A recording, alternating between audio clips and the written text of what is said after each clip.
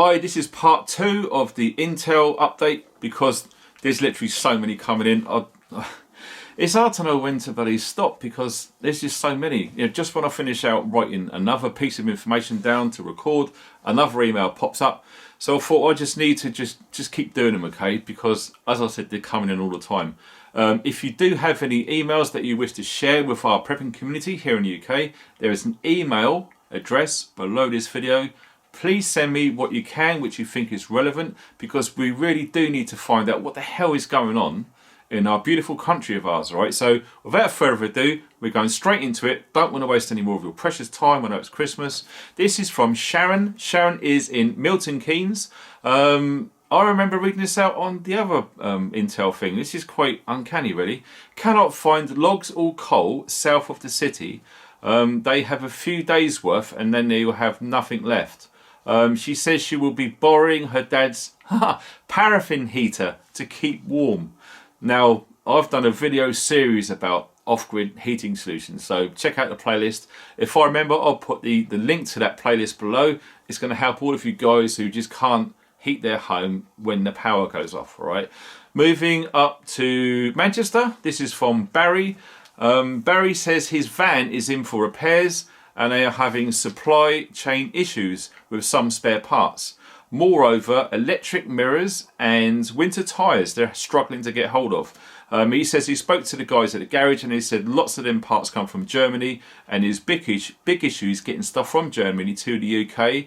Maybe they've got supply issues over in Germany, I don't know. If any of you guys are watching from Germany, can you let me know what the situation is regards exporting goods out of Germany? Basically the garage says it has to stay in over Christmas. Oh man, I feel sorry for you, Barry. That's gutting, mate. That's really bad. This is Tom from Portsmouth, my hometown. Traffic is a complete nightmare. I can confirm that. The only way to get around the city is to walk. He says he is so glad he has preps and he only needs to get fresh food. Now let me tell you this was an amazing journey yesterday.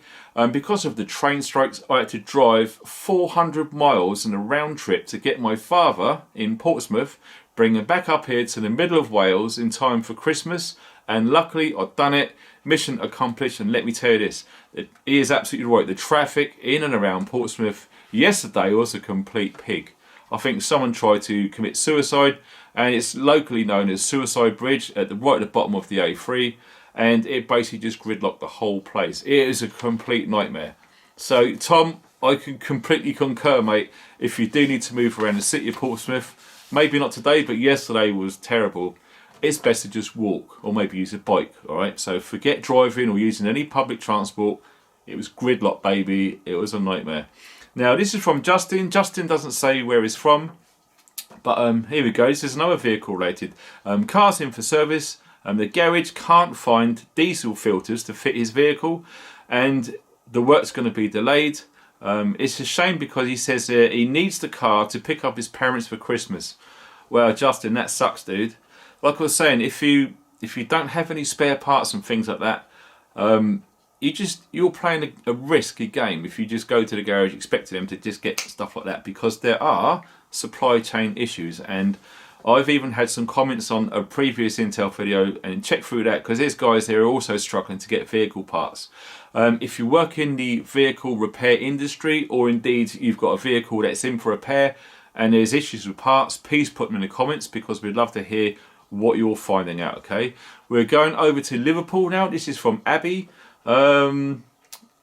Apparently this is a bit shocking. There's been a big spate of vehicle break-ins, and it looks like organised gangs are doing 7 to 10 cars at the same time. She says basically what most of us say, do not leave anything of value showing in the vehicles, okay? So yeah, if you do have like anything of value in your vehicles, just remove it, even if it's hidden away in the boot, okay? Someone's determined, and it looks like pretty organised, you know, to do 10 vehicles all at the same time. That takes some planning to get in, to get out, without being accosted by any members of the public or police, etc. So that's Liverpool right now, okay? I found out about this earlier. It's a good friend of mine. She's down in South Wales. Her name's Lucy. they grow their own fruit and veg and stuff down south in the valleys, all right? So they unfortunately have had their allotment shed and others down there broken into, and loads of tools have been taken.